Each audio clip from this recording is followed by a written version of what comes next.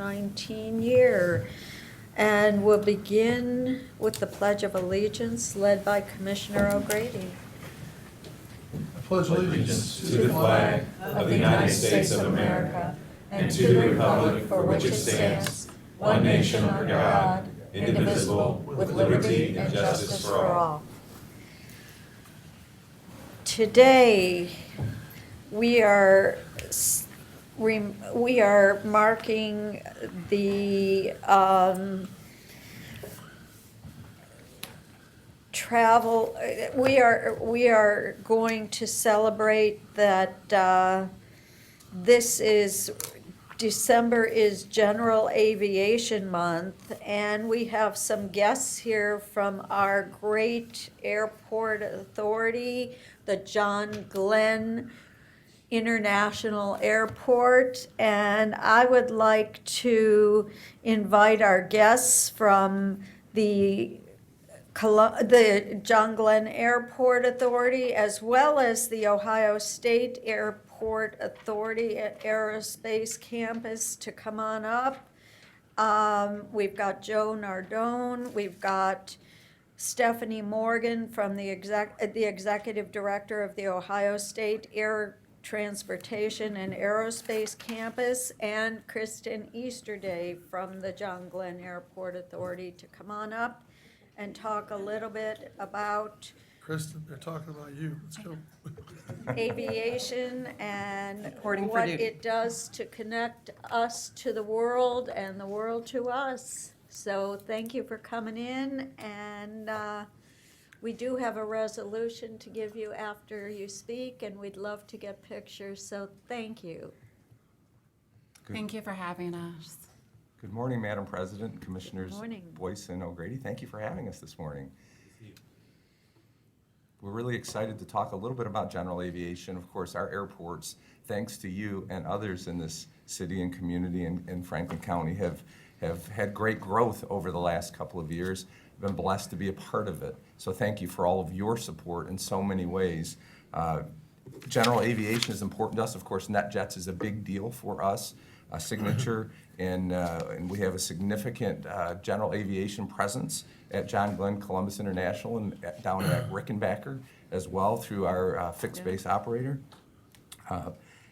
We had $13+ billion in annual economic impact from both Don Scott and from our airport, so it's exciting and great opportunities.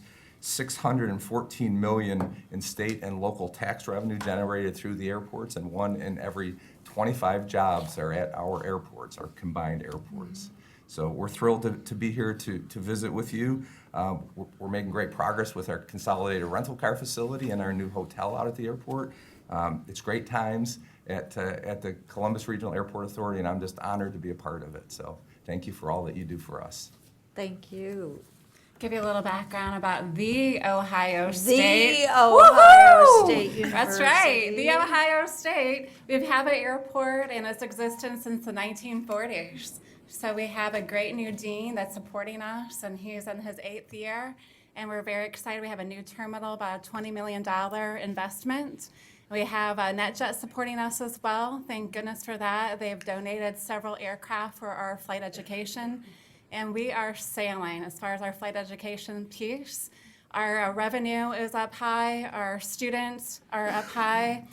We originally had about 110 students per semester, and in 6 months' time, we're up to 150. We have a waiting list. We have our next delivery for NetJets aircraft coming the 23rd of January. Super excited about that. We'll complete our fleet of 20. We also have a great support from Austin E. Knowlton, was another donation for us, and we also have Worthington that came to the donation for us and support our terminal and our programs. We have a lot of pathways for students, so we're very excited about that. I encompass the campus itself, so we have the airports, the flight education piece, and the aerospace research. So we're looking at innovation, UAS, anything that we can to support our community and our fellow industry. So thank you for having us today.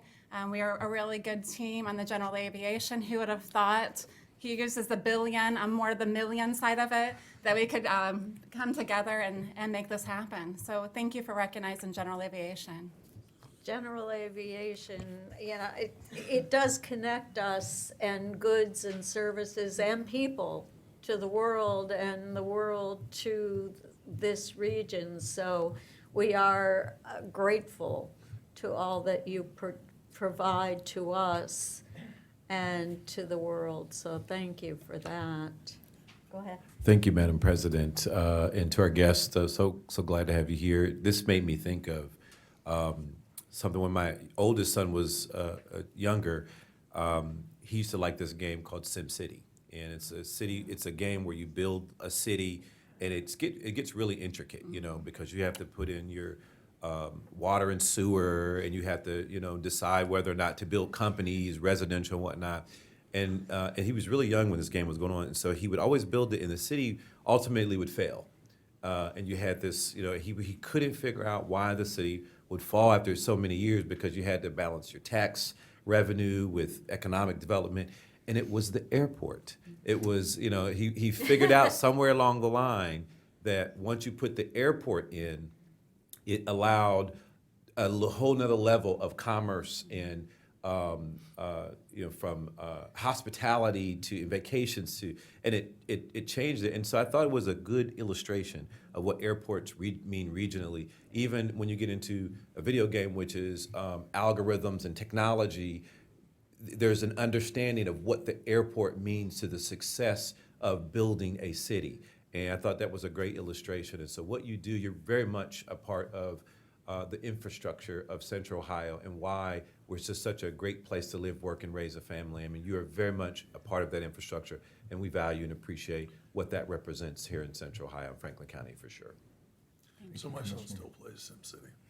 You still play? My It's a great game. It really is. It really is great. Yeah. My 16-year-old still plays, and he built his own computer and hooked it up to our 40-inch screen flat panel, and so now they're beyond us. The kids are beyond us these days. But yeah, Pat still plays SimCity. They put that airport in there, huh? That air- So I live in the flight pattern for Don Scott Field, and so we know all about the 3 a.m.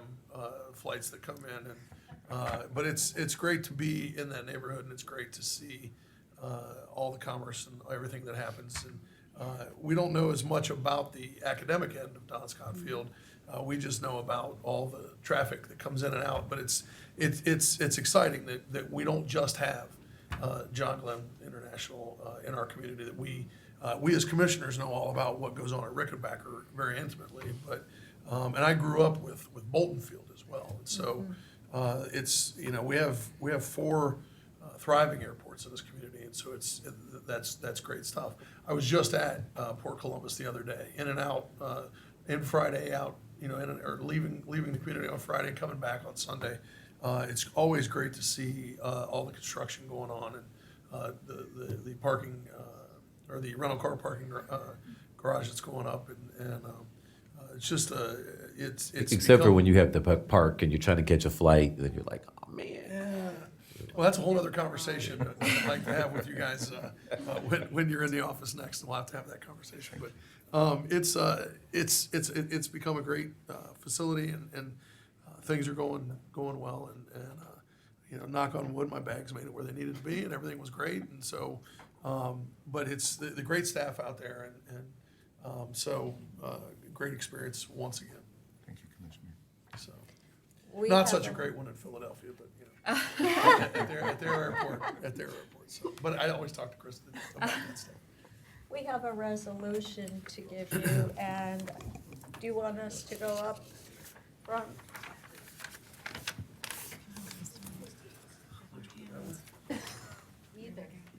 They'll probably go in the middle.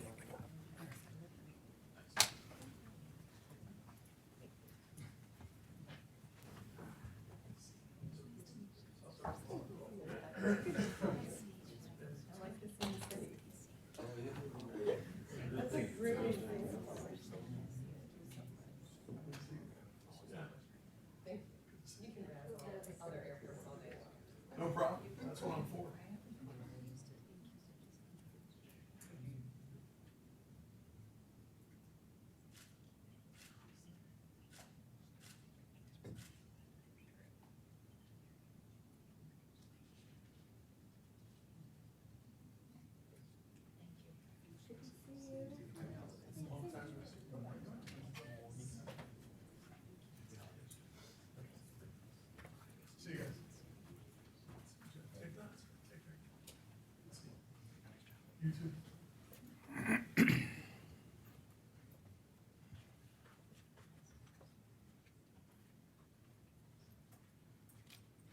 Okay. The drainage engineer is next. Resolution number 903-19, resolution approving a ditch maintenance petition for Morrison Farms East, Section 4, Jefferson Township, Franklin County, Ohio. Good morning, Commissioners. Good morning. My name is Cornell Robertson, County Engineer and County Drainage Engineer for every resident, every day. With me today, Fritz Crozier, Chief Deputy of Engineering. Commissioners, this first resolution is for a subdivision in the northeast part of Franklin County in Jefferson Township. It has 48 lots, is designed and developed by Rockford Homes, and covers 17 acres. The stormwater infrastructure has been built and is ready to be added to the county drainage maintenance system. If there's no questions, I'll move approval of resolution 903-19. Moved and seconded voting, Commissioner O'Grady? Yes. Commissioner Boyce? Commissioner Brown? Yes. Resolution number 903-19 has been adopted. Resolution number 904-19.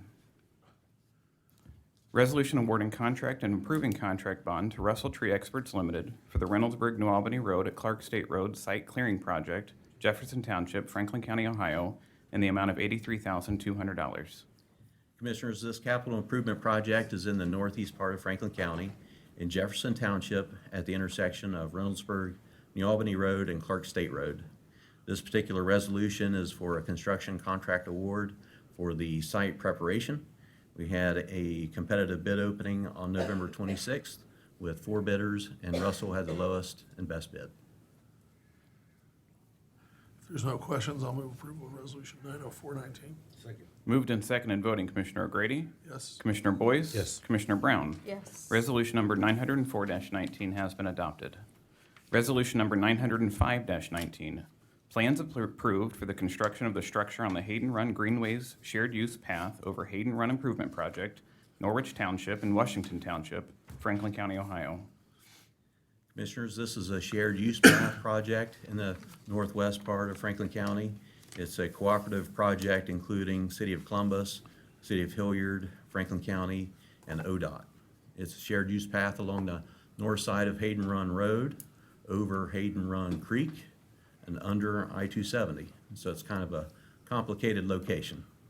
The project has been designed, is ready for your review, approval, and signature, and I have the title sheet here ready for you after the vote.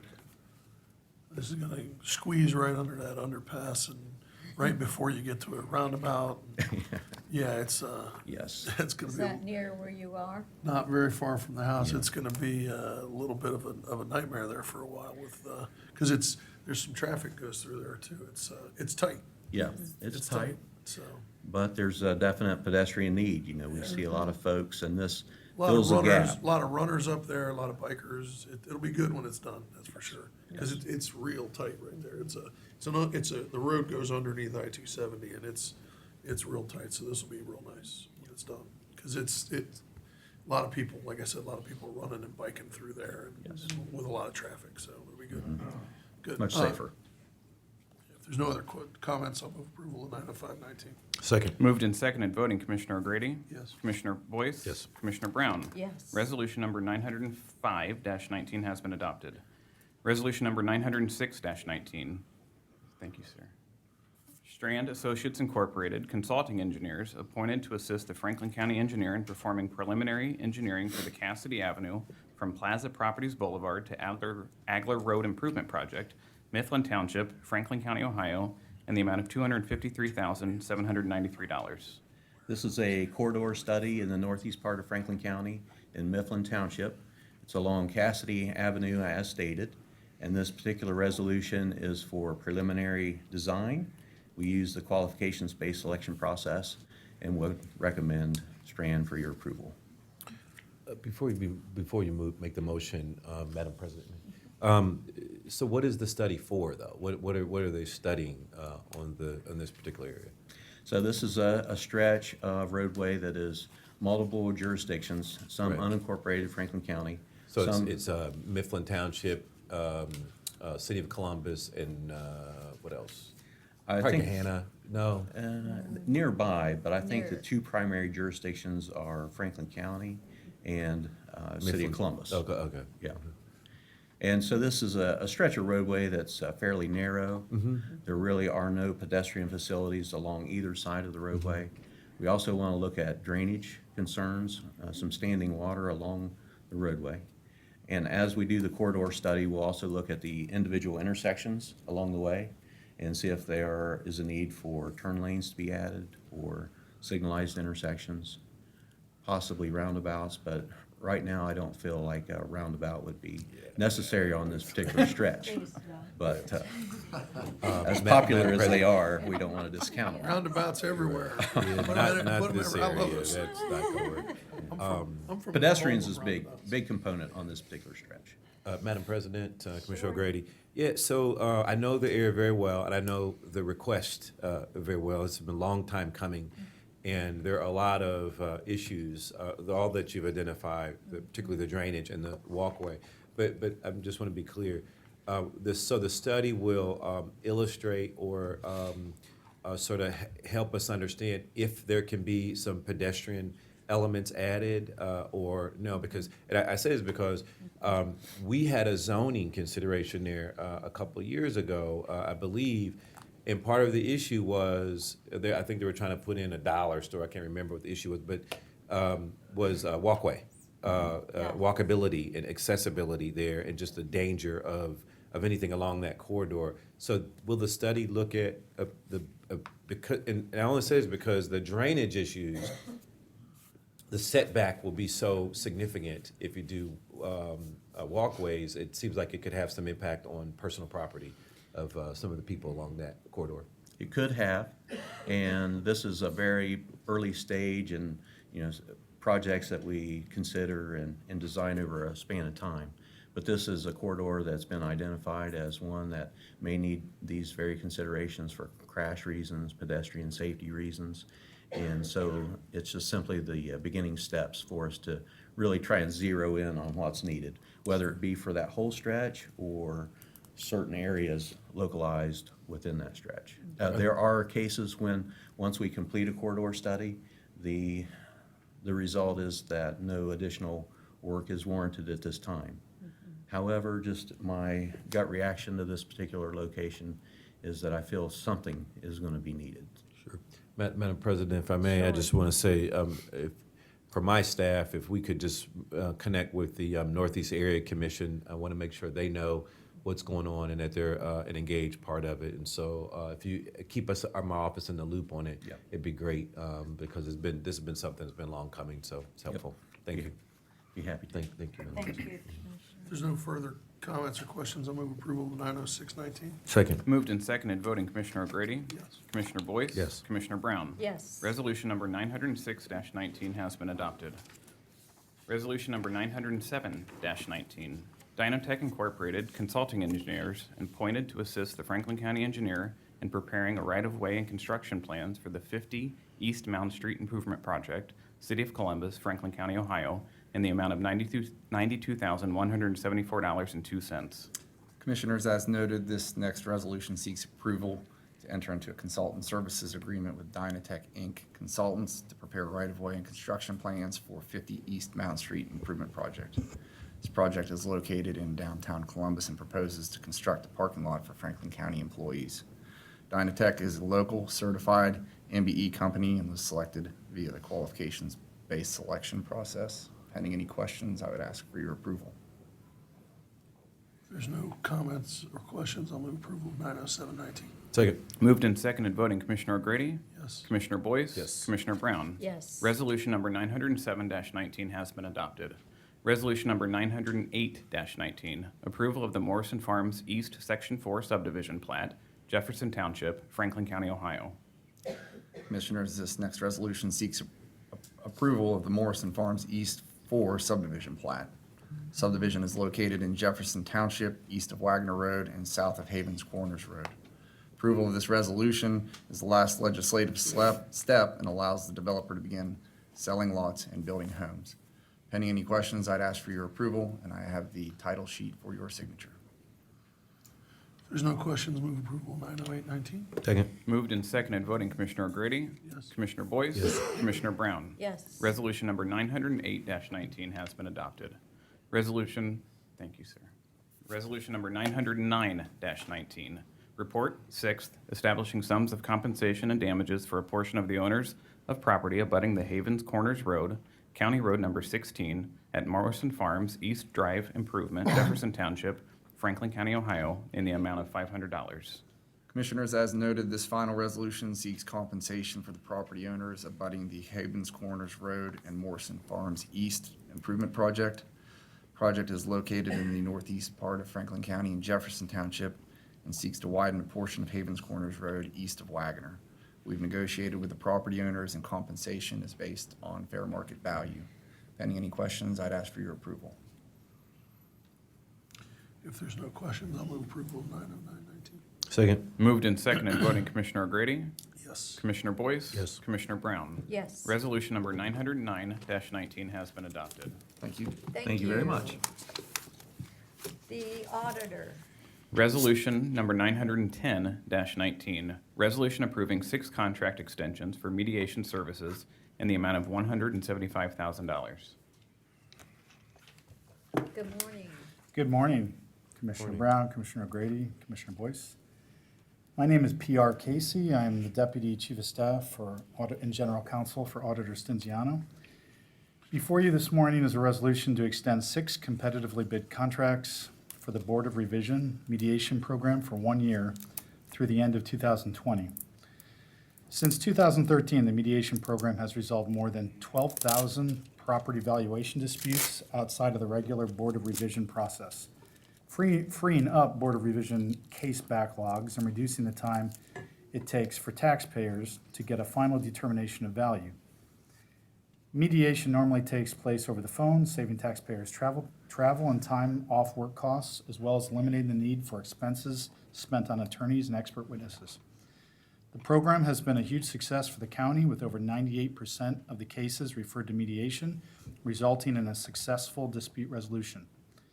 It is the auditor's belief that extending these contracts will put the county in the best position to effectively manage an expected uptick in Board of Revision filings due to the 2020 triennial update in property values for every parcel in the county.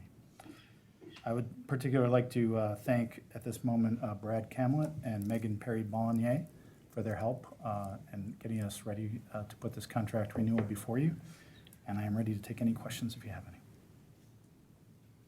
If there are no questions, I'll move approval of resolution 91019. Second. Moved and seconded, voting Commissioner O'Grady. Yes. Commissioner Boyce. Yes. Commissioner Brown. Yes. Resolution number 910-19 has been adopted. Prosecuting attorney. Resolution number 911-19, resolution authorizing an application to the Franklin County Court of Common Pleas for the appointment of the law firm of Isaac Wiles, Burkholder, and Teeter, and specifically Andrew Losowitz and Aaron Glasgow as a special assistant to the prosecuting attorney regarding pending litigation. Good morning, Commissioners. Nick Soulis with the Prosecuting Attorney's Office.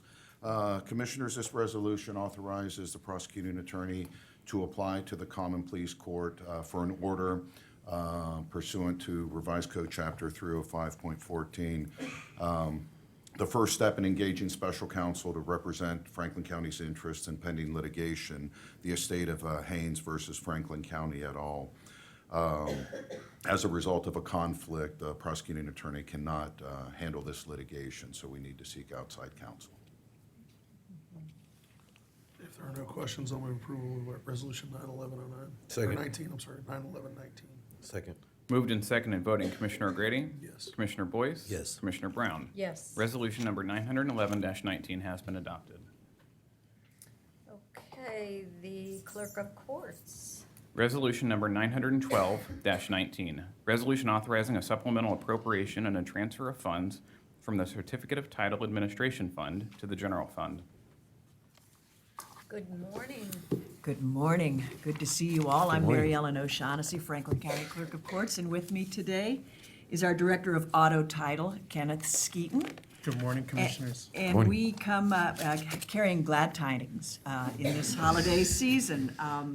We are transferring $3 million from our auto title fund back to you for you to provide essential services to the people of Franklin County.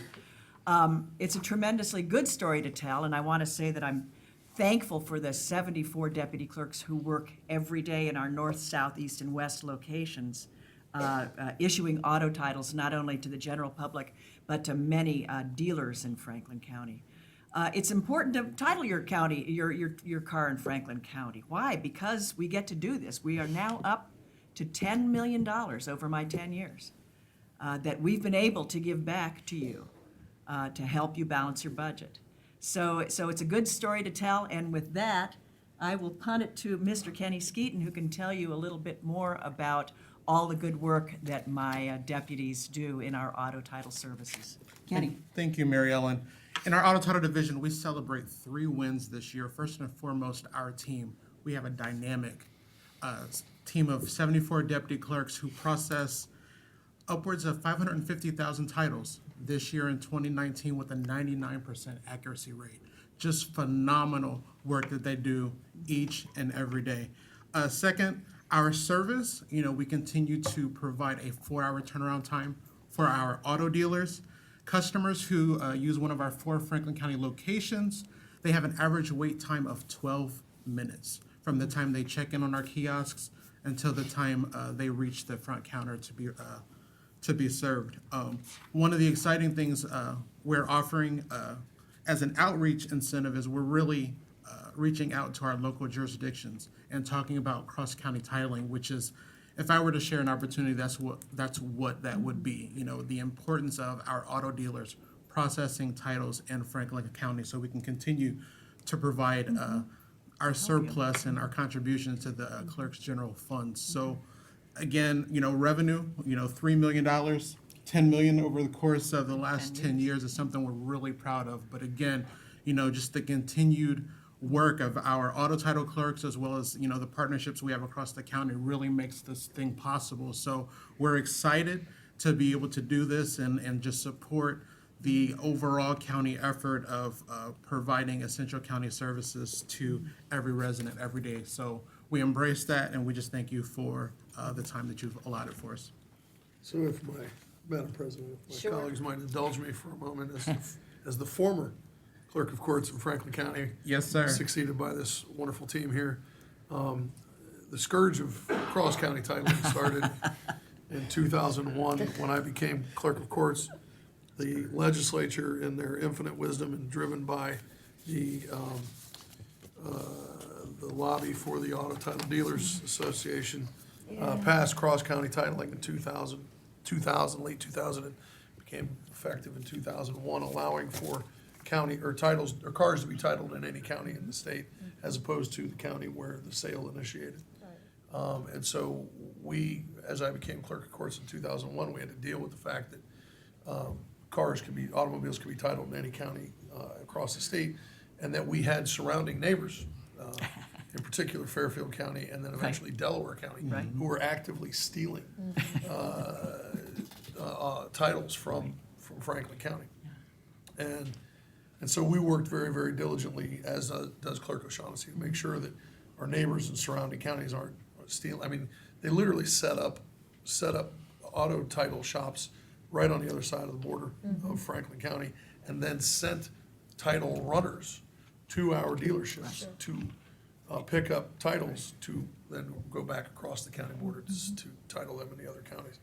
Licking County did as well, Fairfield County, those were the two at the time. Union Most County, egregious. Union County became very bad. Delaware County actively negotiated with our dealers to steal our titles and to take our business away.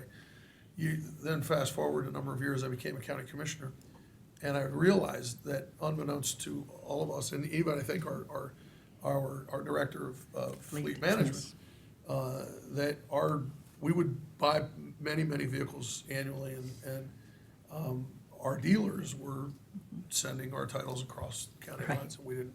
And I just happened to be, as the president of the board the first time, signing our titles, and I'd say, whoa, wait a minute. We're titling our cars. Franklin County's titling our cars. Right, In other counties. And so we put a stop to that. Charlotte Ashcraft, who's in the room, and I, and my colleagues put a stop to that. And so you know, I think you do know this. We do. But we know Franklin County no longer titles any of Right. our own vehicles in any other Outside. county, and that's been going on for 11 years or so. And we want to thank you for, bringing that to everyone's attention. Because of that effort, we continued outreach, and we're continuing outreach. We go and meet with other municipalities and jurisdictions and talk about the fact that they need to title their fleets in Franklin County, and frankly, most don't know. After we went through the whole thing with Franklin County, we went to the city of Columbus, called my friends at the city of Columbus and said, hey, we need to sit down and talk about auto titling in Franklin County. Oh, we title everything in Franklin County. No, we know because they realized we they have did. tremendous people who do the metrics every day. 17% of the fleet of the city of Columbus was titled in Franklin County. We changed that.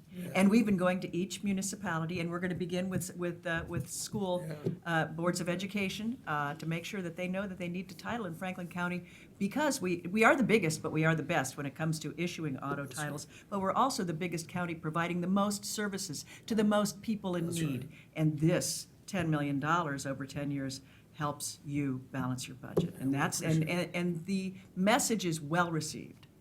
Well, So, and yeah. we thank you for being so diligent about that, because that brings tax dollars to our residents in the way of services, and Right. thank you for that. Yeah, we appreciate it, we really do. Absolutely, thank you. Back at the for time, that. to And shout out, yours. to shout out one other Yeah. person, back at the time, State Senator Herschel Craig Right? was our customer service director. And Yes. Herschel and I went to every dealer in Franklin County, Yes. along with Mark Dempsey, our auto title director, and sat with every auto dealer in Franklin County. We Right. went and knocked on every door, introduced ourselves to make sure that they understood that they needed to title their cars Yeah, in Franklin County. absolutely. Made that plea. So And we- Herschel, and Yeah, everybody's come a long way. we continue that outreach. Yeah, that's fantastic. It's a good story to tell, and we're happy to be able to tell the story here. And on so a people personal note, I understand. did just purchase a car, so if you see my title coming across your desk, Mr. Skeen, Talk to Kenny.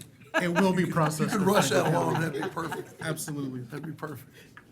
Madam President, Commissioner Gray, if I could just add to, I think certainly Clerk O'Shaughnessy is doing an amazing job. Thank you for the work that you do. Really, as a public servant, this is the sort of grind that isn't often seen. The Right. work that really happens as the government does. And I know Commissioner O'Grady knows this well because he was in that role. This is one of those things that if it's bad, everybody knows it and feels That's it. right. When it's good, you don't think as much about it. Right. Think about the experience that it used to be to go get your title and the effort that it was and the work that it was. And today it's seamless and the experience is good and then there's the economic part and the impact that you've created with Commissioner Grady too.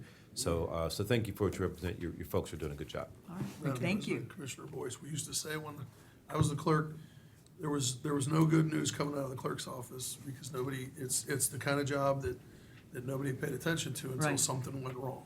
Right. And so it's great that you're here today telling this great story. Yeah. And that we can talk about, what a fantastic partner you've been over the last number of years and the contributions that a day like today brings because it is, it only, people only notice if a file's missing.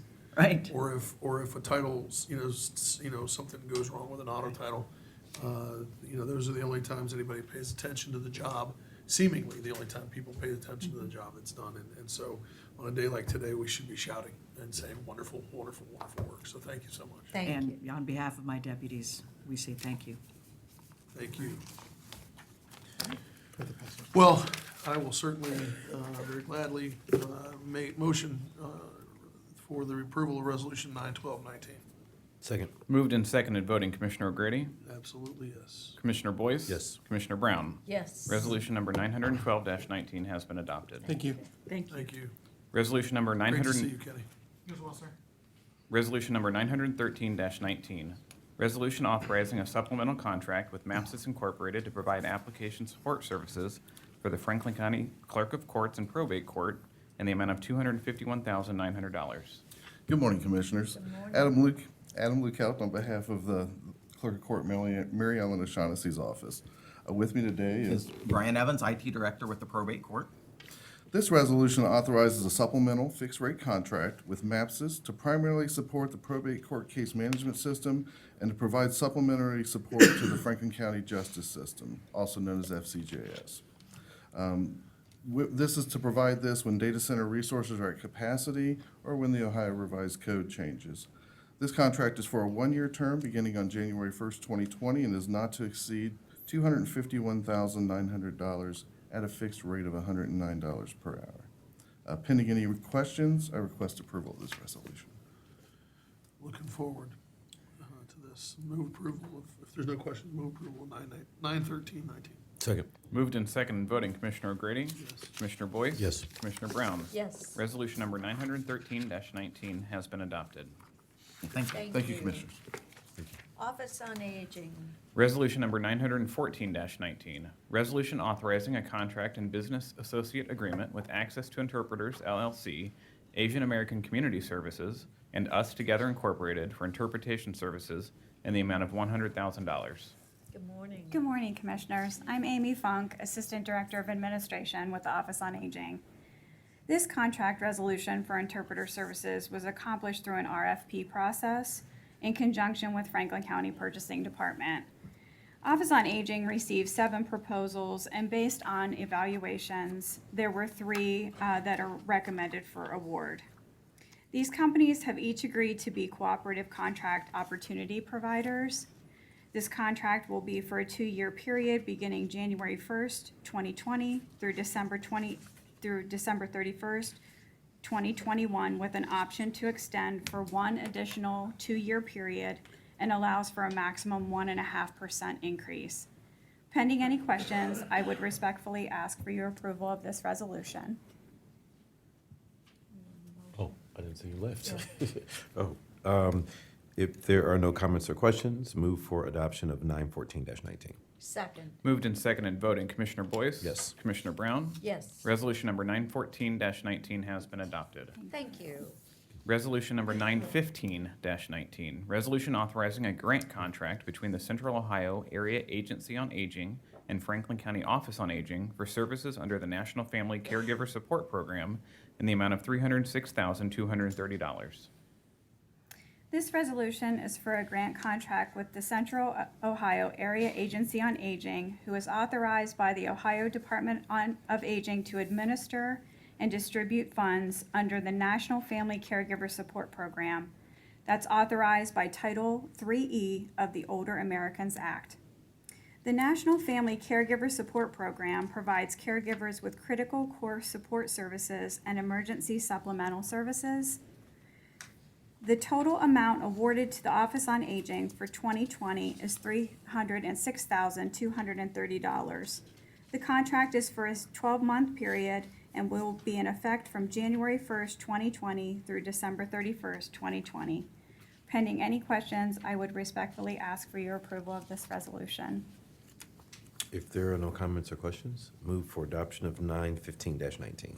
Second. Moved and seconded voting, Commissioner Boyce. Yes. Commissioner Brown. Yes. Resolution number 915-19 has been adopted. Thank you. Thank you. Economic Development and Planning. Resolution number 916-19, review of petition to annex 74.215 plus or minus acres from Jackson Township to the City of Grove City, case number ANX-28-19.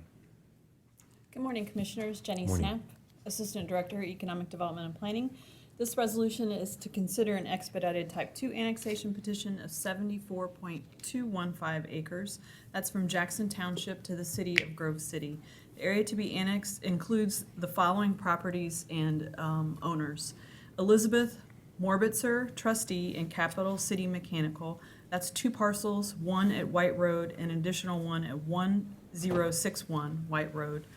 Heidi Pack, trustee, 1 parcel at White Road, then 1179 White Road and 4517 Jackson Pike. Heidi M. Pack, trustee, and Morbitzer Family LLC, 4535 Jackson Pike. Frank Bergstaller at 1179 White Road. All of those parcels are south of White Road. west of Jackson Pike, east of Interstate 71, and north of Pinnacle Club Drive. Petition was filed by agent and attorney Donald Plank, of Plank Law Firm, on behalf of the above property owners, and Craig Moncrief is in attendance on behalf of the law firm if you should have any questions. 30% of the site's perimeter is contiguous with Grove City, and the city passed resolution number CR-55-19 on November 18th, 2019, indicating the services that will be provided once the annexation is approved, and a statement regarding incompatible land uses in the zoning buffer. Petition meets all statutory requirements outlined in section 709.021 of the Ohio Revised Code. And pending any questions, we request your approval. And just to follow up, because I know you had a question at briefing about the land use, given the fact that it's a rather large parcel, I did speak to Don Plank yesterday, and it is an extension of the Pinnacle Golf Club set for single-family residential development. All right, if there's no questions, I'll move approval of resolution 91619. Second. Moved and seconded, voting Commissioner O'Grady? Yes. Commissioner Boyce? Yes. Commissioner Brown? Yes. Resolution number 916-19 has been adopted. Thank you. Thank you. Fleet management. Resolution number 917-19. Resolution authorizing a contract with Rare Step Incorporated, doing business as Fleetio, for this implementation of a new fleet management system in the amount of $58,000. Good morning, Commissioners. Charlotte Ashcraft, Director of Fleet Management. The resolution before you is to approve a contract for a fleet management system with Rare Step Inc., doing business as Fleetio. Fleet Management has operated our current system since 2010, exactly the same system we got in 2010. We've outgrown its capabilities, and there is no upgrade available. Technology has changed greatly since 2010, and there are many more options out there for fleet management software. We are encouraged and excited to see all the features that are now available. Tasks that we have been doing manually for years can now be done with the click of a button. This project was competitively bid on March 7th, 2019, RFP 2019-04-06. We received 6 proposals. We selected the 3 highest scoring proposals, and those 3 companies demonstrated their systems for us. The purchasing department reviewed the proposals for administrative requirements, and the staff at Fleet Management scored and evaluated the proposals. Based on the evaluations, Fleetio was the highest ranked proposer and the neatest name. I would like to take a moment to acknowledge Kalia Martin Shaheen, the former systems administrator for the Board of Commissioners, for all the time and assistance she provided to Fleet. This was our first foray into systems software, and we were definitely in need of some guidance and help during this project. She spent considerable time and lots of energy on us, and I'm confident we wouldn't be here without her. Pending any questions, I respectfully request passage of this resolution. If there's no questions, For I'll- a new decade, huh? Yes. all right, if there's no comments or questions, I'll move approval of 91719. Second. Moved and seconded, voting Commissioner O'Grady? Yes. Commissioner Boyce? Yes. Commissioner Brown? Yes. Resolution number 917-19 has been adopted. Thank you. Thank you. Sanitary engineers.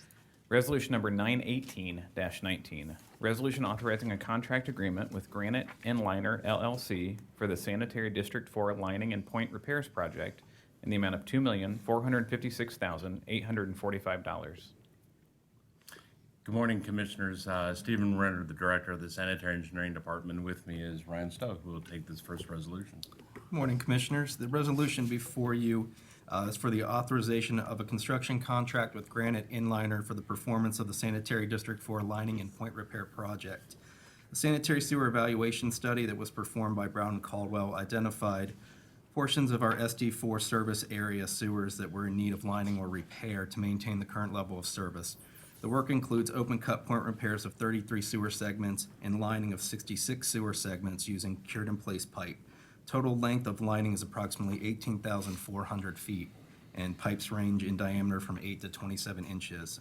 A single bid was received via the ITB process and was reviewed by the sanitary engineer and our consultant.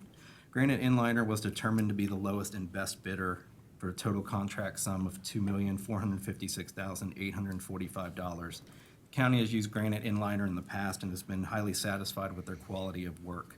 Construction will start this January and will complete in about 8 months.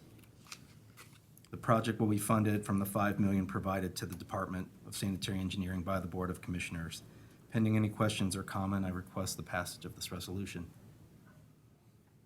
If there's no questions, I'll move approval of 91819. Second. Moved and seconded, voting Commissioner O'Grady? Yes. Commissioner Boyce? Yes. Commissioner Brown? Yes. Resolution number 918-19 has been adopted. Resolution number 919-19, resolution authorizing the increase in the countywide rate structure for water and sewer services. Good morning again, Commissioners. Our water and sewer rates are driven by three main drivers.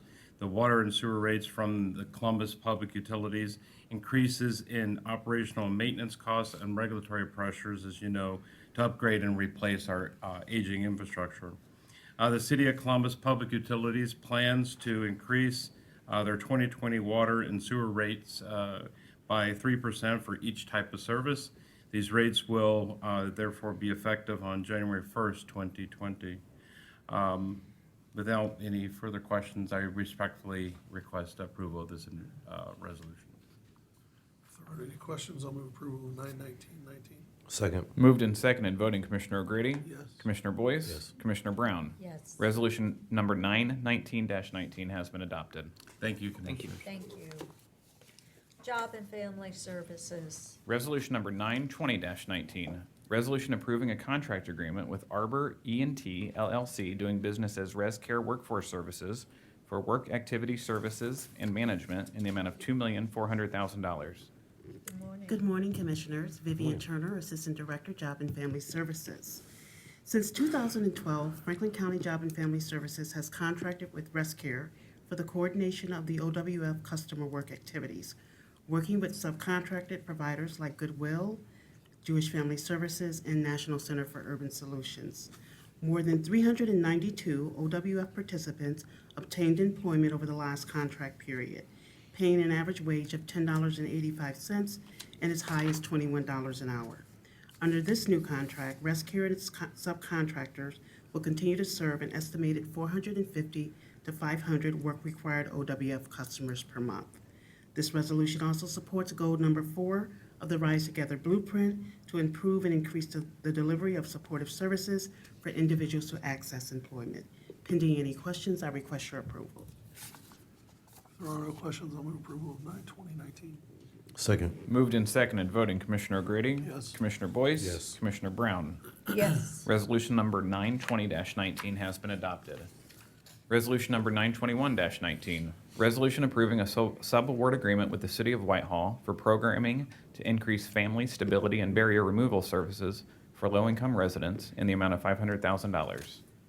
Restore Whitehall is a collaborative community-based pilot that seeks to bring together stakeholders to support educational systems, promote economic empowerment, create partnerships, and foster individual and family success. It incorporates elements of workforce development as well as intensive individualized case management, financial literacy, education, and more to support families with serious or complex needs.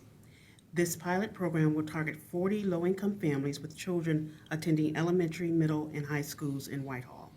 This resolution also supports goal number 4 of the Rise Together Blueprint to improve and increase the delivery of supportive services for individuals to access employment. Pending any questions, I request your approval. If there are no questions, I'll move approval of resolution 92109. Second. Moved and seconded, voting Commissioner O'Grady? Yes. Commissioner Boyce? Yes. Commissioner Brown? Yes. Resolution number 921-19 has been adopted.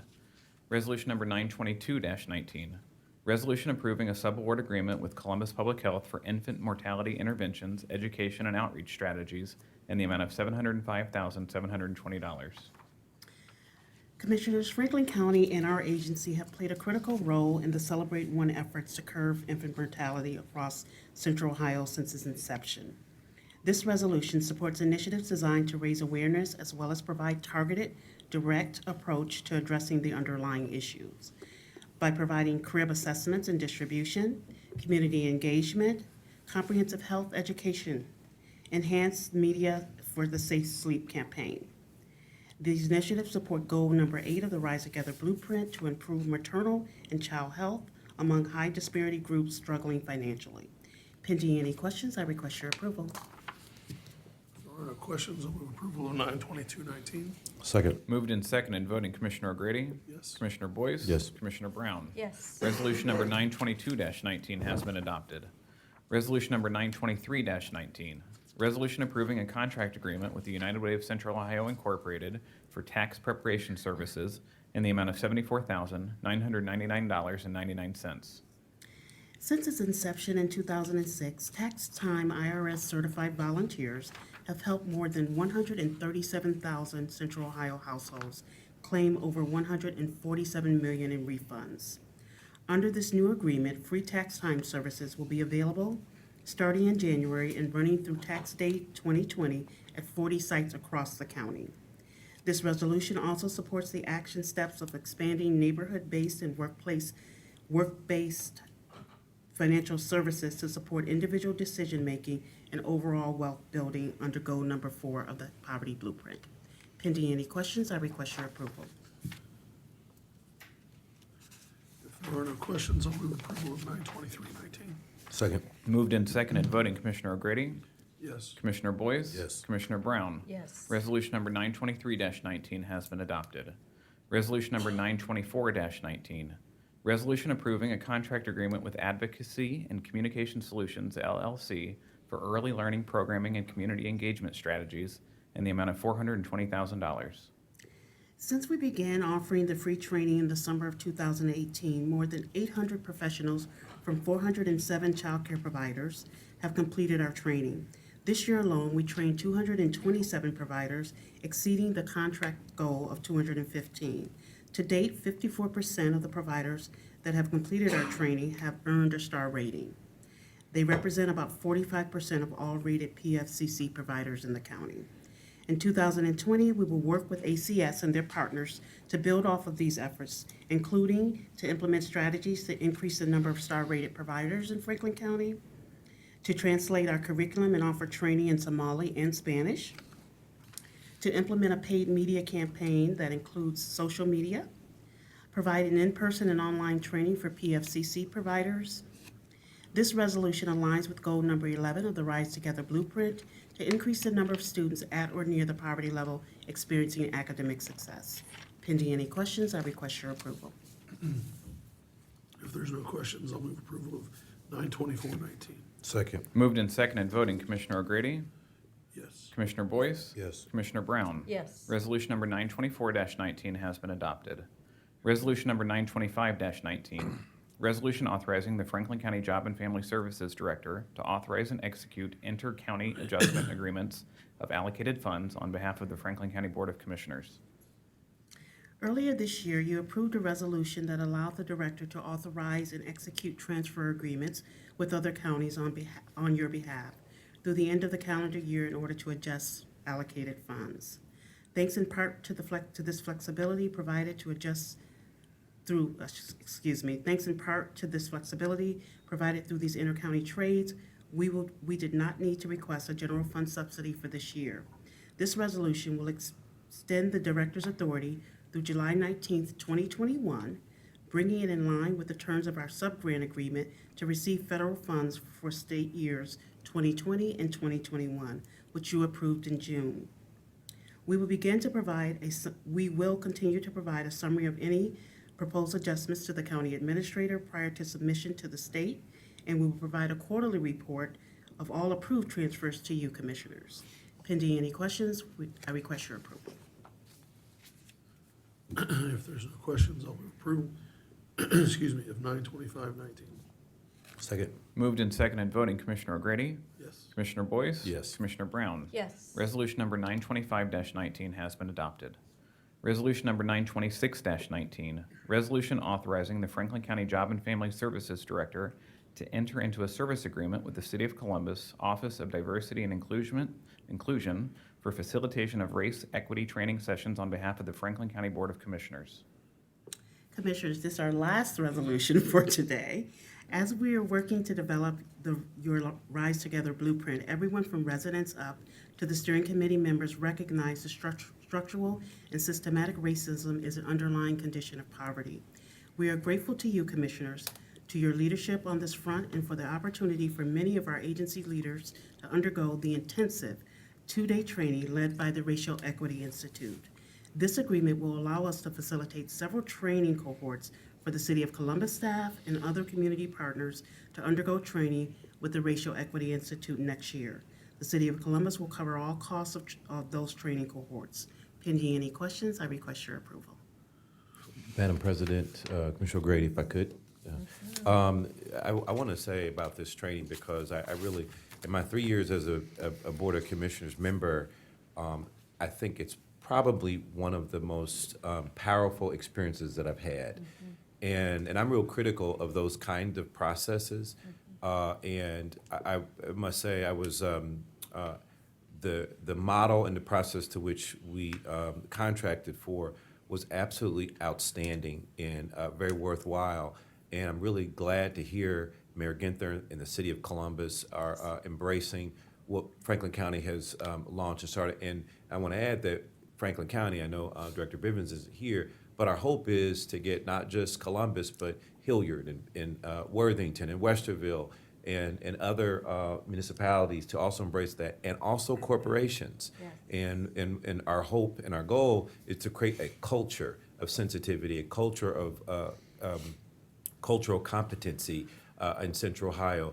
And that's something that is really important in this entire conversation around poverty reduction and mitigation, however you want to, whatever you want to use. I want to encourage the dispatch, Mark Kovac, who's here, if it's possible, to be a part of that training and sit in on that and to see it firsthand, because I really think it is, there's something in all the work that we're doing, there's really something there that can be very unique and impactful. And the last point I'll say, Madam President, Commissioner O'Grady, is just coming off of this NACO/Gates tour around the country of programs that are working and very powerful. And there were some amazing things. Let me just say, I'm working on a report to my colleagues for that. But I think this could be bigger and better than all of those things that I saw. And it could be the most meaningful thing that we do. And I just want to thank my colleagues because this has been, I think, a fully vested experience. And I can tell you, behind the scenes, we work hard at this. We don't always agree on everything, but we are all on the same page about what we're trying to accomplish. And I think that is more indicative of that we're going to succeed in what we do. And so I just want to point that out because this is not just some contract that we're doing pass-through for the City of Columbus. This is something that is meaningful and big and important to our poverty work. And so I really want to give kudos to Mayor Ginther and the City of Columbus for engaging with us in this. And I know Director Bivens wants to see this spread throughout our entire county, and we would love to have the dispatch as a participant in one of our future trainings. So thank you for that sentiment. President? Go ahead. Kenneth Wilson, County Administrator. I just want to note that the Central Ohio Transit Authority has a training coming up on January the 16th and 17th. So that might afford an opportunity for Mark for the Columbus Dispatch to participate in that. We have to look into that. And I thank you for your comments, Commissioner Boyce. I think it's essential that this community have a common language to talk about race and equity.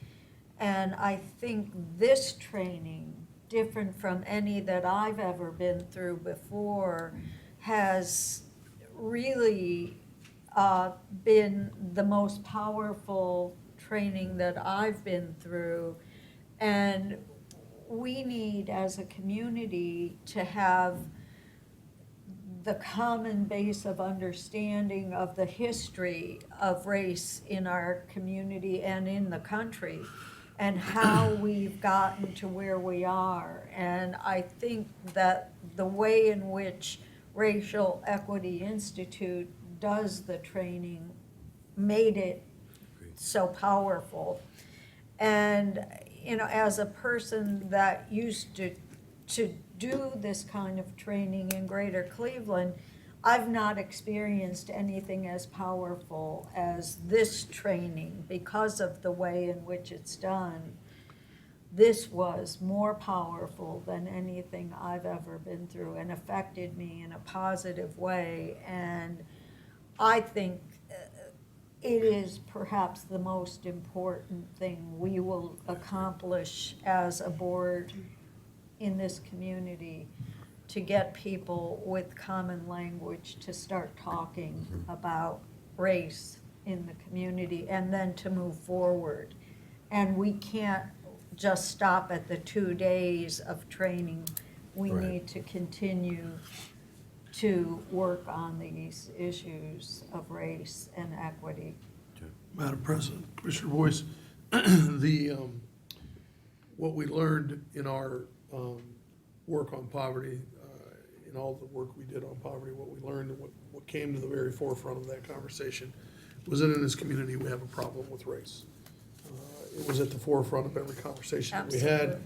It was the first thing that came up, is that in this community, there is a problem with race, and that we have not dealt with it. And it is not, you know, in our very, very genteel community here in Central Ohio. Polite. We're our very polite, genteel community here in Central Ohio, where we like to stack hands and solve problems, where we like to go to our football games on Saturdays, and we like to celebrate our holidays, and we like to do all the things that we like to do. What we don't like to do is address the issue of race. And we decided as a board that we were gonna put race at the front of this conversation, that if we were gonna do something about poverty, we were gonna start with the conversation of race. And so we did this initial training, and we all found out how wonderful it was and what an impactful thing it was. And the other point that I would make is that Carla Williams Scott, the Director of Neighborhoods for the City of Columbus, who works for Mayor Ginther, was in that training with us. And she was also very impacted. And she came up to Joy Bivens and myself and others after it was over, and said at the time, I want the city to do this. And she asked if we could figure out a way to make that happen. And I think that this resolution is a result of Carla having been in those trainings and going back to Mayor Ginther and talking to him about it. And then having conversations with Joy about how to make it happen. And so I think this is a direct result of that. Yeah, it was and it is, and I believe, and I'd love to make sure my colleagues understand this. I think I've talked to you both about it before. I've talked to Ken about it. I've talked to Director Bivens about it. I think we as a board need to continue to make sure that we are figuring out how to provide the financial resources necessary to make sure that these trainings continue, whether it's through our partners like CODA, through working with the partnership to make sure that they are helping to provide, the Columbus Partnership, helping to provide the financial resources necessary to make sure that their members are doing this, or whether it's through partners like the City of Columbus or others. We need to make sure that this, and I know we talked about how to get that done, and whether REI is gonna be like the train the trainer, and who they're gonna do that with, and how do we make that happen. But we need to make sure that this type of training continues, and that we spread it through this community, because it was and is and continues to be tremendous, and we can't let it just, wither. Now that we've done it once, we need to make sure that it continues, because it's the most impactful thing I've done in years, so maybe ever. Madam President and Commissioner Gray, I would just add too, I think when you look at our numbers and what we're doing as a board and as a county with regards to inclusion ourselves, I really think, the needle's moving right before our eyes, and I hate to be sort of pat ourselves on the back crowd for that, but I really just want to acknowledge and thank my colleagues, because, in order to move the needle, it requires a deep commitment, and we've not had any. It has been a very aggressive conversation on our part. From moving our own minimum wage that we pay as a county to who we do contracts with, and be very conscientious of the agencies that are doing it, are not doing it, and even that includes the elected officials. And so I just feel I didn't want to overlook this particular resolution, because it really is an implication of real movement in this conversation that we've been having for the last year. And it just feels good to be a part of it. And I just wanted to acknowledge, I think, my colleagues and certainly Director Bivens and all the folks at JFS for the part they've been to, and Administrator Wilson as well. So thank you for Thank you. what you're doing. Thank you. Thank you. Having participated in the training, I found it transformational. I've never experienced anything like it, and we look forward to working with you all to spread that training throughout the entire county. Thank you. If there are no more further comments or questions, I will move approval of 92619. Second. Moved and seconded, voting Commissioner O'Grady? Yes. Commissioner Boyce? Yes. Commissioner Brown? Yes. Resolution number 926-19 has been adopted. Thank you and happy holidays. You too, Bella. Community partnerships. Resolution number 927-19, resolution authorizing a Catalyst grant to Goodwill Columbus to provide employment readiness training for youth ages 18 to 24 in the amount of $189,757. Good morning, Commissioners. Dana McCrary, Community Partnerships. I'm so excited to present this final resolution for our, that rounds out our slate of Catalyst grants. This resolution will allow us to enter into partnership with Goodwill Columbus, supporting the work that they are doing. They've already piloted it at a dropout recovery high school, at Flex High School, really reaching children who are not necessarily on a direct trajectory to college. So intervening with those students, providing intensive career coaching, job training, wraparound services, so that they would be qualified for placement in positions that pay more than the minimum wage, since they will be entering the workforce directly after high school. And some of the employers that they are partnering with are Nationwide Children's Hospital, Chase Bank, Insight Global, a number of other hospitality employers, as well as other healthcare employers as well. So, and additionally, I would say that the expansion, they are currently working with Flex High School, but they propose through this work to expand this program to Focus Academies North, East, and West. So there will be a total of 4 schools involved in this endeavor going forward in 2020. So pending any questions, I would request the approval of this resolution. If there are no questions, I will move approval of 92719. Second. Moved and seconded, voting Commissioner O'Grady? Yes. Commissioner Boyce? Yes. Commissioner Brown? Yes. Resolution 927-19 has been adopted. Thank you. Dana. Human Resources. Resolution number 928-19, resolution authorizing a modification to the Metropolitan Life Insurance Company, MetLife contract to provide a voluntary short and long-term disability program to members of the Franklin County Cooperative Health Improvement Program. You covered it all, Dean. Rob Young, Human Resources.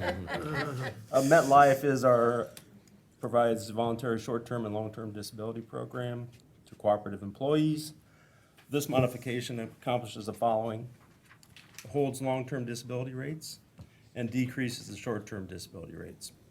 That cost, this program has no cost to the county, so the lower cost will be directed right back to the employees. Pending any questions, request approval of the resolution. If there's no questions, I'll move approval of 92819. Second.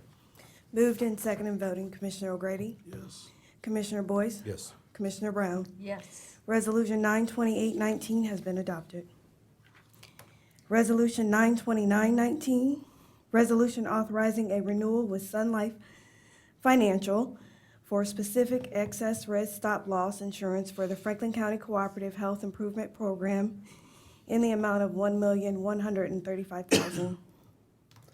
Stop loss insurance provides self-funded health plans protection against catastrophic and unpredictable claims. The cooperative stop loss transfers the risk of the medical and pharmacy claims which exceed $1 million for any one individual in a planned year to the stop loss carrier. This contract renewal is effective January 1 and expires December 31st, 2020. The total cost of the 12-month contract with Sun Life is $1,135,000. This represents a 0% increase to the monthly premium charged per employee. And again, any questions, request approval of the resolution. If there's no questions, I'll move approval of 9/29/19. Second. Moved and seconded voting, Commissioner O'Grady? Yes. Commissioner Boyce? Yes. Commissioner Brown? Yes. Resolution 92919 has been adopted. Thank you, Commissioners. Thank you. Purchasing. Resolution 93019, resolution authorizing a contract with Abacus Corporation, Brenda J. Davidoff, doing business as TRC Staffing Services, DevCare Solutions Limited, Drisker Incorporated, GA Administrative Support Services LLC, Premier Employee Solutions LLC, Safe Staffing of Ohio, Soft Sages Technology, and Sudi Informatics Incorporated for temporary staffing solutions in the amount of $4,700,000. Good morning, Commissioners. Megan Perry Ballinier, Director of Purchasing. The resolution before you seeks approval of contracts with 9 providers of temporary staffing services. Purchasing conducted this procurement in accordance with the competitive bid process outlined in Ohio Revised Code 30786. A total of 19 bids were received, and the reference providers were deemed to be the lowest and best. The initial term is 3 years with an option to extend for 2 additional 1-year terms. These are cooperative contracts which are open to all Franklin County agencies, with many also available for use by all state agencies and other political subdivisions in the state of Ohio. I'd like to thank Marlise Wicker, Franklin County's Small and Emerging Business Coordinator. With her partnership, we've recognized that this service space includes many local and small and emerging business coordinators. Includes many local and small and emerging businesses. With this resolution, we are seeking to expand opportunity by increasing our resource pool of temporary staffing providers from 3 vendors to 9 vendors, which includes 7 minority-owned, women-owned, and/or small business enterprises. Pending any questions, I respectfully request your approval of this resolution. The one question, Madam President, Commissioner Grady, the one question I have is when we utilize staffing services, based on we have to pay them a sort of markup, if you will, we're still adhering to the $15 minimum, is that, or is there? For the pay rate, Yes. Mm-hmm. that is not necessarily the case. We do request the pay rates for those employees along with the bid rate that the county would pay. We do have some varied price points between all of the vendors for over, I think there's 30 positions. Some of those are, and I've got the information on that. Let me check real quick. Well, if I could, Director, I mean, as long as they're not long-term, I understand sometimes there are just temporary gap fillings or something that we're doing in transition.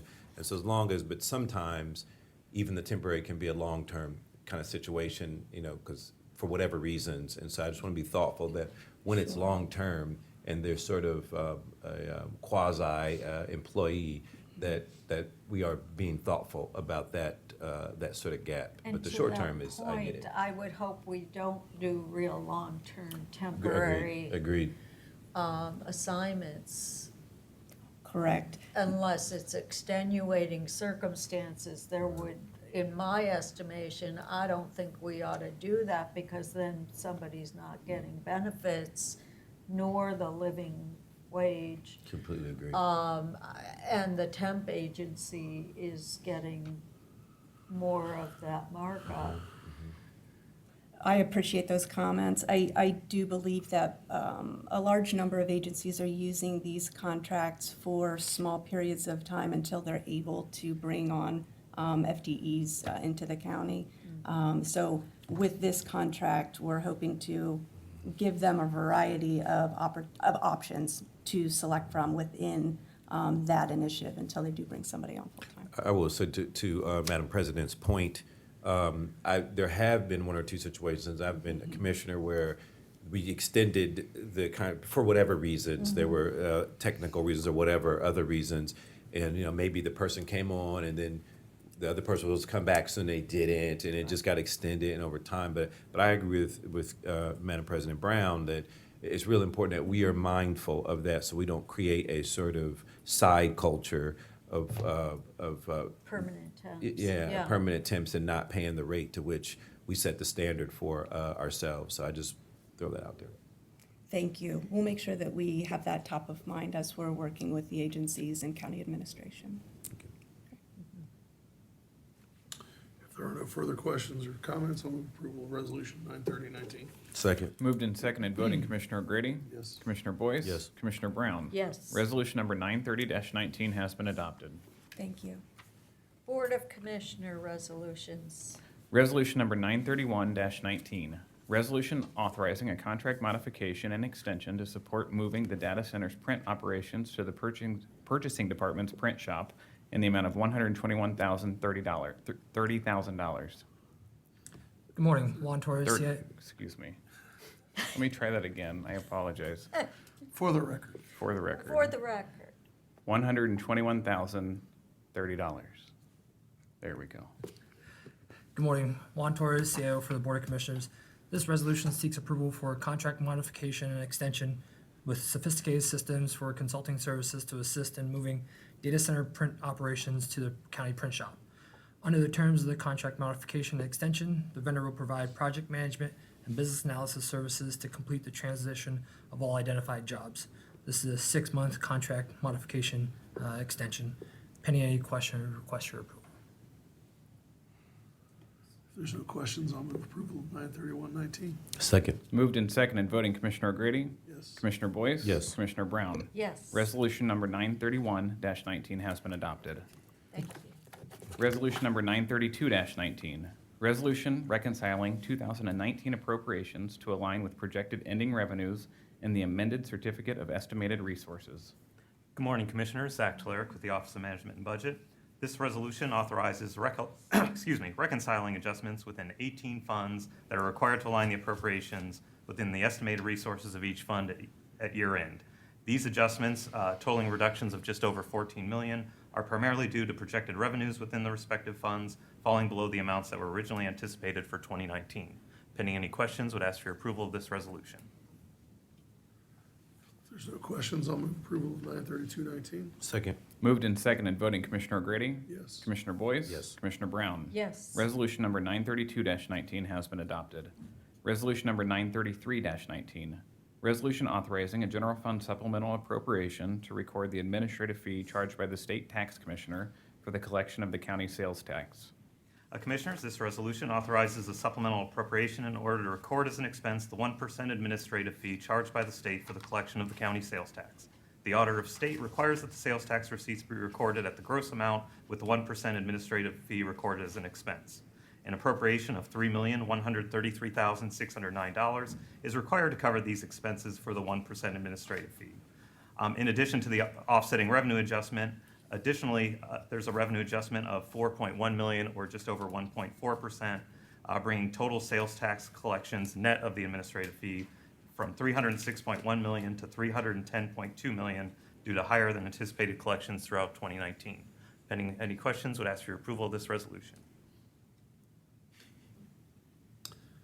There's no questions, I'll move approval of 93319. Second. Moved and seconded, voting Commissioner O'Grady?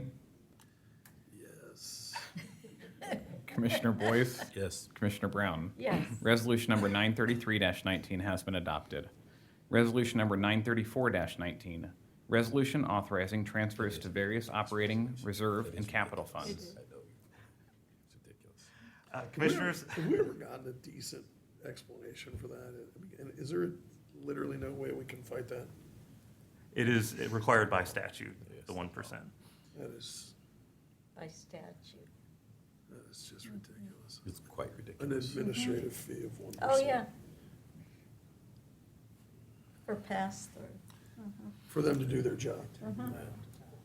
Can we need to pass, Can we need we to charge somebody fight 1% that? for us doing our job. But you know, Commissioner O'Grady, Madam President, with our government affairs, again, I think this is Yes. a way we approach this. We should add that to the list of things that legislatively we Absolutely. push for change. I don't know if Lauren Rummel's in the room. she was earlier, but I think for our 2020 list of items, it's something we should push for. And it- 1% fee for them to do their lose. job. Yeah. That's what, I mean, that's how I read the statute.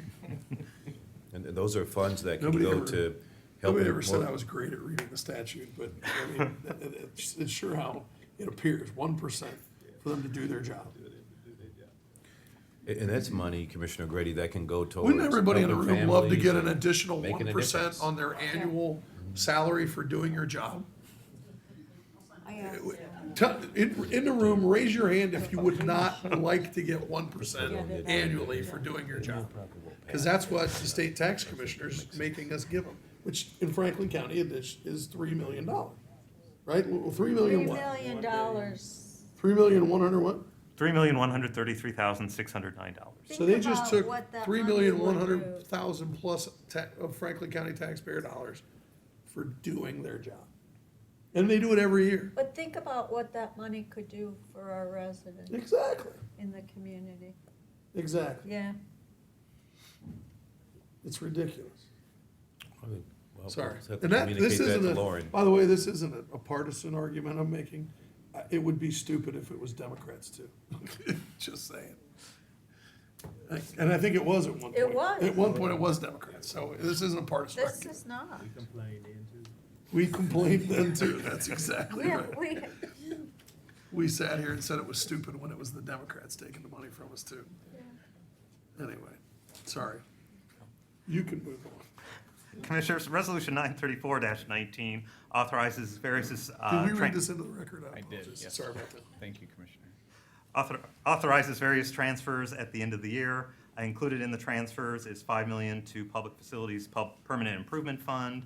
The $3 million surplus that was declared in auto title will be transferred to the County Justice Information System Fund for the Case Management System project, as well as other transfers, including a minimum of $5 million to the county's rainy day fund. Pending any questions, would ask for your approval of this resolution. Move approval of 934-19. Second. Moved and seconded, voting Commissioner O'Grady? Yes. Commissioner Boyce? Yes. Commissioner Brown? yes. Resolution number 934-19 has been adopted. Before we get to this very important next resolution, I will say, Commissioner Boyce, that I'd be more than happy, not only to work with Lauren, but to lead this charge at the County Commissioners Association of Ohio through the Board of Trustees to have this conversation and figure out why the remainder of the county commissioners across the state wouldn't be taking up this fight with the county, with the state legislature. I mean, this is, at least they've got to explain this. I mean, this is just a ridiculous thing that we pay this money every year. I mean, every county in the state's got to be wondering why they do this annually. I think we need to approach it both from the state level as well as our own legislative folks. And I think both need to be actively engaged in Absolutely. doing something. Absolutely. And before we do anything else, I was gonna make remarks, but time is late. I wanna just thank everybody on our team who make us look better every day. We've got great professional staff, and we depend on them every single day to do the work that's so important for our residents. And I want to thank everybody on our budget team, our county administrative leadership, all the way down the line to our line staff throughout the county who make us really proud because they're in the communities every day as we are, but they are doing the work on the ground, and thank you for all you do every day on behalf of our residents. Really appreciate it, and we know your hard work makes an impact in the community, so thank you for that. Here, here. It was 2%. Can I add a couple comments Sure. too? You know, I echo your comments, Madam President, that I just see an administration and more importantly, a county that is really thriving, getting around with NACO to some of the other counties. I mean, you come back and, Yeah. and you realize just how strong we are. And, you know, in my other world as investment banker, working with counties, again, we are very strong at no matter what the standard is. But I wanted to point out a couple of things about this budget specifically that should be publicly known and on the record. The first is that Director Telerik mentioned a $5 million transfer to the rainy day fund. And that means we are being prudent about what we are spending, but we're also saving for a day that where a recession may occur or other issues may come up. And to be able to set aside $5 million in the broader budget of $1.7 billion and a $500 million general fund budget, I think that is a prudent exercise on our part. The other thing I wanted to point out that I think the public should hear and know, and I'm going to ask Director Telerik and Administrator Wilson to correct me if I get this wrong, but is our sales tax growth rate. And that's the more indicative illustration of how we're doing as a county. Sales tax, which is a consumption tax, it illustrates the sort of commerce of everyday people and in business. And so it often illustrates growth in our county and how we're growing. And ours is at 2% for the 2019 budget. For 2019, we had budgeted 2%, but the actuals were actually around 4.4%.